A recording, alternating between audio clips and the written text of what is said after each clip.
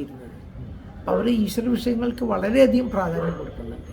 Even നമ്മളുടെ ISROൻ്റെ മുൻ chairman Dhawan അടക്കം, ഡോക്ടർ ധവാൻ അടക്കം ഈശ്വര ചിന്തയിൽ വളരെയധികം ഇത് കൊടുത്തു. അദ്ദേഹത്തിൻ്റെ കയ്യിൽ എപ്പോഴും ഭഗവത്ഗീത ഉണ്ടായിരുന്നു എന്നുള്ളതാണ്.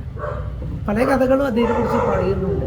അവിടെ ഒരു ഉദ്യോഗത്തിന് വേണ്ടിയിട്ട് ഒരു അപേക്ഷകൻ വരുന്നതും അദ്ദേഹം അപേക്ഷിച്ചതിന് ശേഷം നടന്നുകൊണ്ടിരിക്കുമ്പോൾ ഈ കടലോരത്ത് കൂടി നടന്നുകൊണ്ടിരിക്കുമ്പോൾ കടലോരത്ത് ബീച്ചിൽ ഒരാൾ ഇരുന്നിട്ട് ഭഗവത്ഗീത ഇങ്ങനെ പഠിക്കുന്നു. അദ്ദേഹത്തിനോട് ഈ ISROനെ കുറിച്ച് പല വിവരങ്ങളും ചോദിക്കുന്നു.